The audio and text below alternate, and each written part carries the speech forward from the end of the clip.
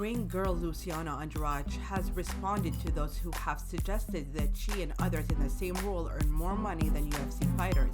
A topic that is often brought up to the surface revolves around fighter pay in the UFC. Dana White and his promotion have been criticized for their lowest brackets of pay, which sees newcomers earn as little as $10,000 to show and another $10,000 if they win. While most have their sights locked on Dana White and the UFC, especially after the promotion announced they made record revenues in 2022, ring girls have actually found themselves in the firing line. In recent times, their finances have come into question. This includes by the YouTuber turned boxer Jake Paul, who claimed in a 2021 interview with Chael Sonnen that ring girls are earning more money than some UFC fighters. Paul stated, "It's a big problem.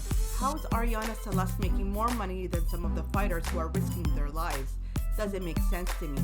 It's just a big problem, and I'm hoping to help change that and help fighters realize they are the content." That sentiment has also been echoed by former UFC fighters, including middleweight Uriah Hall. He stated, "I know people that are making $10,000 to show and $10,000 to win, which is ridiculous." He added, "Because you're going out there and fighting and you're putting your brain cells on the line, and ring card girls are making $70,000, which is utterly ridiculous." But one ring girl has branded the claims as crazy. During a recent appearance on the MMA Hour with Ariel Helwani, frequent ring girl Luciana Andrade addressed the notion that she and her peers earn more than some fighters competing at the UFC. She stated the following, "It's kind of irresponsible sometimes when you do know it's not true, but you use us as a scapegoat to create hype or clicks. I have the most respect for fighters. It's so entertaining for us to watch, but it comes with a sacrifice for them. We never said we were more important than fighters, but of all the people you could use, you use us to complain about fighter pay." Interestingly, it's not just the fighter pay debate that has brought the UFC ring girls into the headlines in recent times. Attention was also placed on them after some remarks were made by former UFC lightweight champion Khabib Nurmagomedov. Following his retirement, the Eagle branded ring girls as the most useless people in mixed martial arts, adding that he felt uncomfortable attending events with his father due to their presence. But Khabib received some heavy backlash for his remarks, with fellow fighters like Valentina Shevchenko and Michael Bisping suggesting his comments were really unnecessary. I never think about, oh, maybe people gonna like this or no. But I know all the time I say a lot of strange things too, but I don't care. This is my opinion, I'm born with this, I grew up with this, and I have straight my opinion. Sometimes like people, when I say something, they don't agree with this, but who cares? I don't care, because I know I am right in my mind. Because everybody have their own views on something, or someone ask about why there's no ring girls there. I say because I think it's no reason. It's my opinion, and some people don't agree with this, but who cares? I don't care because I have my opinion.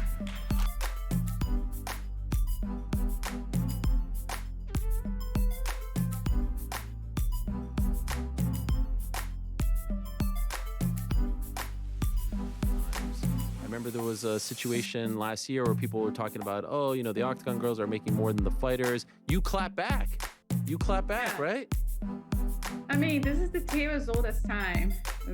Far away from the truth. Because it's so easy. Think about it like it's internet, right? Like you can finish the show here and go and write an article saying that I make $2 million per hour and people are going to believe it. It's not true. We don't make more money than the fighters. Think about it. Like we have 14 girls across the globe, right? And some girls work a few times a year because we don't have international fights, with the same frequency that we have in the US. But let's talk about the US girls, right? We're 6 total. We rotate. So you work once, twice a month if you're lucky. Let's use common sense. Do you really think you would be making more money than the fighters and the commentators and the broadcasters? To walk around a few rounds? Obviously not. And I'm not complaining about my pay either. No one put a gun in my head and said, hey, sign this contract, be a ring girl. No, I did it for my own reasons. For me, mostly it was the traveling. Like I said, I don't come from money. I really, when I say I don't come from money, I really don't. Like from the ages 16 to 19, I remember having like 2 pairs of jeans. So obviously traveling was never a reality. And luckily I was able to go to college. My dad didn't have a degree. My mom was only able to get a degree after we were already in college. So it wasn't like, oh, I didn't have food in the house, but I didn't grow up with luxury. Here is the funniest comment we found on this video.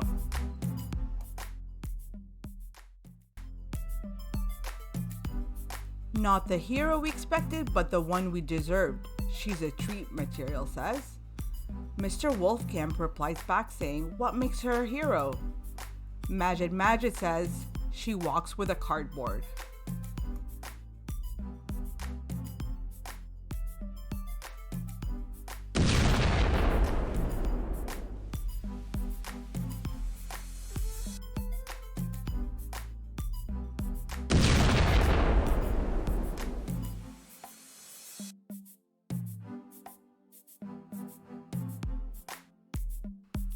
Since we opened with a controversial topic on ring girls, we felt like we had to mention a story involving former UFC fighter Tim Kennedy. Kennedy managed to simultaneously be a member of the US Army while fighting in the UFC, Strikeforce, and WEC among other promotions. While he is now retired from MMA, there was a time in which he was regarded as one of the top athletes in the UFC middleweight division. Speaking in an episode of the 38 Challenge podcast, Kennedy revealed information on having orgies with many women, including an unnamed ring card girl. As fun as this might seem on the surface, the tone quickly changed as he explained that this led to a point where he had to be regularly tested for HIV. Kennedy stated, I had a couple of women pregnant and had an orgy after a fight. One of the ring girls that was there tested positive for HIV. So then she tracked down all of her former partners. I was one of them. She walks into the gym and is like, hey, I'm HIV positive and you should get tested, Kennedy further explained. It wasn't actually like you're positive or negative. It was, we're gonna take some white blood cell counts over a few months to see if you're losing your immunity. So that sucked.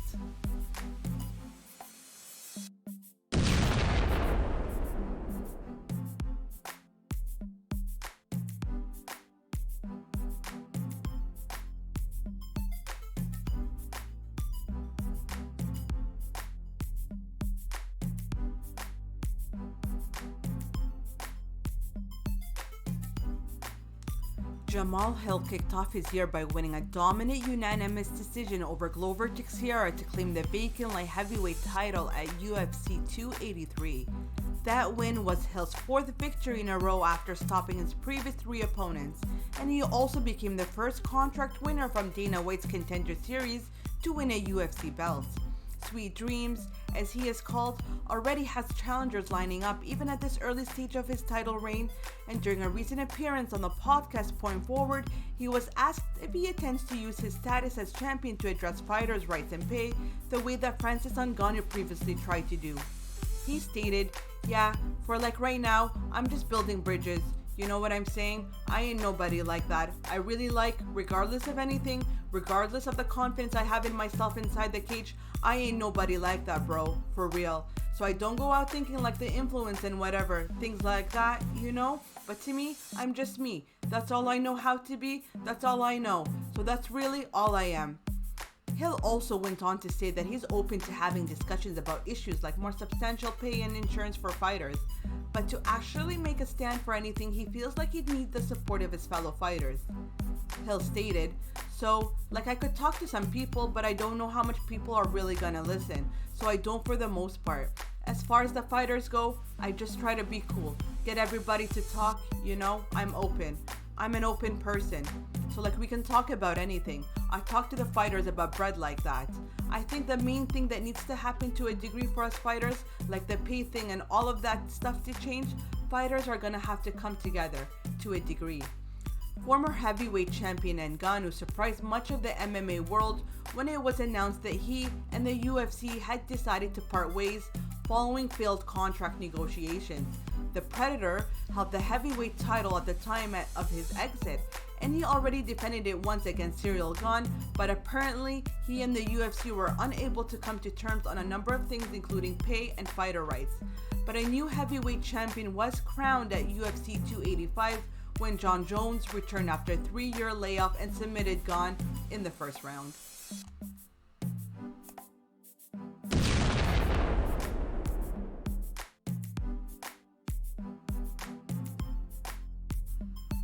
Jon Jones returned in a big way. Following 2 reigns and a lengthy period of dominance at 205 pounds, Bones came back from a 3-year layoff to accomplish a new goal in mixed martial arts, which is membership to the Double Champ Club.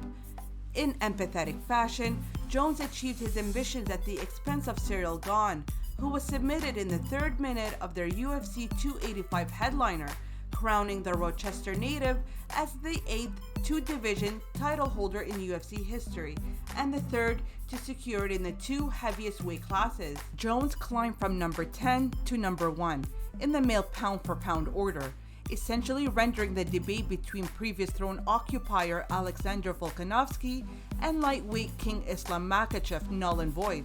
But for one of Jones' biggest rivals, that shouldn't be the case. During a recent episode of ESPN's DC and RC show, Daniel Cormier reflected on the events of UFC 285, having called the action from cage side alongside John Anik and Joe Rogan. In Cormier's eyes, the pound-for-pound crown should still be held by featherweight title holder Volkanovski, who secured the status last year owing to his decimation Max Holloway in July and Kamaru Usman's defeat the following month. Cormier stated, "I don't, in my opinion, believe he, Jones, should be number 1 pound for pound. I think Alexander Volkanovski should still stay there. I don't think he should be the number 1 pound for pound fighter in the world."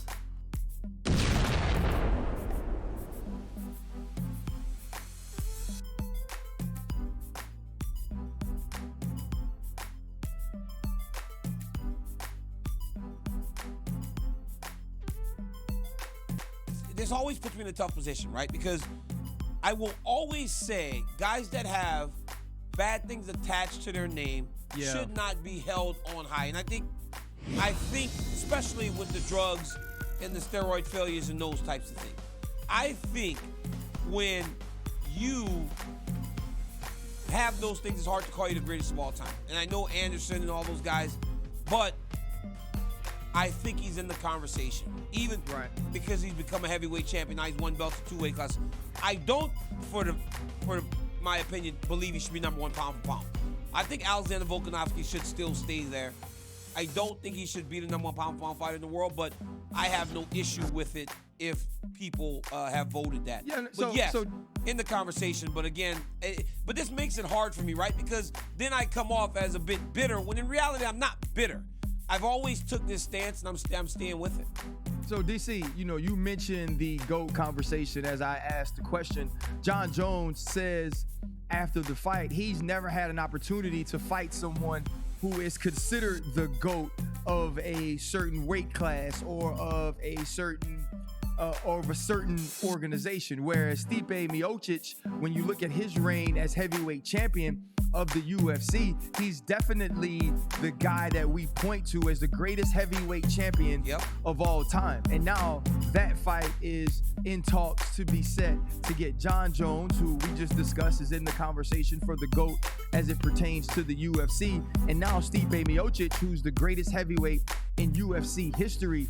How excited are you for that fight after watching what Jon was able to do to Cyril Gane, and then knowing what Stipe Miocic has been through, experienced, overcome, and become in the heavyweight division? How do you see that matchup going? I think it's going to be much tougher. I said this after the fight. I said Stipe Miocic will be much tougher for Jon Jones. But the reality is this, RC, all you got to do is last 3 minutes for it to be a tougher fight. You know what I'm saying? You got to take 3 minutes to be in a tougher fight against Jones than he had against Cyril Gane. I believe that Stipe's championship experience will show itself in the fight. I believe that Stipe's fighting ability will show itself in the fight. And I also believe that Stipe Miocic's NCAA wrestling pedigree will help him in the fight. Stipe can box, Stipe can wrestle. Here is the funniest comment we found on this video. David Erdman says, the width of John's back was just shocking. I couldn't believe how big and strong as he was. Amazing.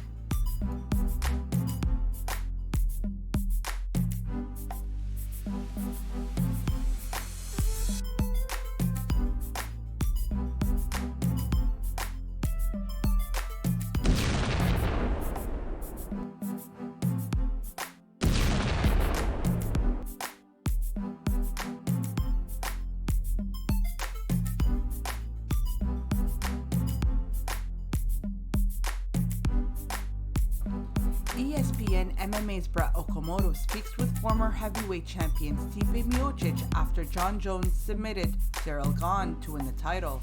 Miocic expresses confidence that he'll be the one to beat Bones. Getting a chance to fight Jon Jones, the greatest of all time. Take him out. It's gonna happen. You feel like that would be the last one for you? You feel like that's the one. Like you go in, you win that, you drop everything and walk out, right? I mean, yeah, we'll see what happens, but I mean, listen, one fight at a time. But yeah, 100%. Shit's gonna go my way. When does training camp start? It's always starting. I love it, man. I love it. Can't wait for July. Here is the funniest comment we found on this video.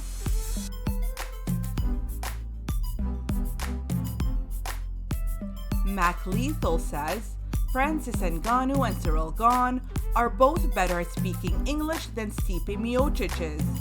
Pop Kingsman replies, I noticed it too. Steven Sullivan adds, Stipe sounds like a mumble rapper. Himanshu says, and Stipe is better at fighting than both those guys, so a fair trade I believe.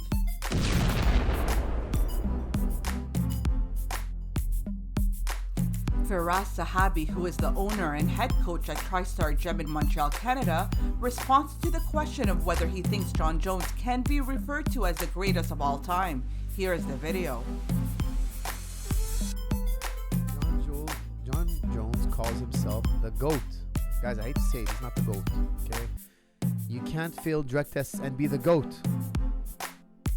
If you guys ask me, can I put my vote in the hat? If you get caught on a banned substance, okay, not weed or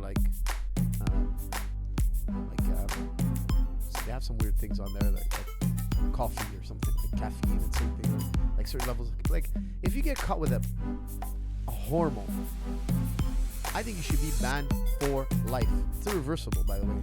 University of Toronto, they have a study on hormones, PEDs, and they say, look, it's not fair. If you get caught on that stuff, I can't put you on the list of GOAT. Why? Somebody answer me this one question, please. Why is it in cycling, if you get caught, they ban you for life and they take all your medals? Everything you ever did in your career is gone. Why in MMA you just get a slap on the wrist, you get suspended for 6 months, a year? That's nothing to a fighter. Well, let me chill for a year. Let me let my wounds heal. Let the division beat each other up and let me pick the fight I want when I come back. Why is it in our sport they don't ban you for life? And not only that, you get caught and you keep your titles. You keep them all. Oh, you're still in the Hall of Fame and you're still there. Man, in Olympic sports, they ban you for life. They strip you of your gold. Why is it in combat sport? I think it should be the opposite. You know, if I'm riding my bike on the Tour de France and the guy who beat me was on juice and, you know, they catch him and they let him, you know, they suspend him, they give him a slap on the, I wouldn't be so angry. I mean, look, it sucks, but it's not. But if the guy beats you over the head, breaks your jaw, shatters your orbital, and then you're like, hey, that guy was on steroids, by the way, he gave you a concussion. What the, you know, what? And oh yeah, we're just gonna give him a 6-month, 1-year suspension, and he's back, and he made money. He doubled his purse that day. We don't touch his purse. They don't do anything to you. It's nuts. Somebody's got to rethink this. Somebody's got to rethink this all.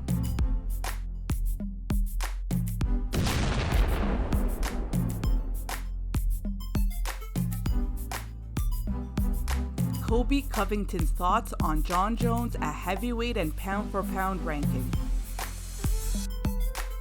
So, do you think he can be heavyweight champ?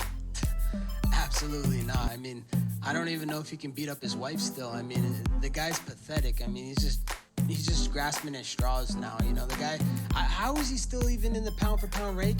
Moral of the story is the only person John Jones has beaten like the last 3 or 4 years is his wife.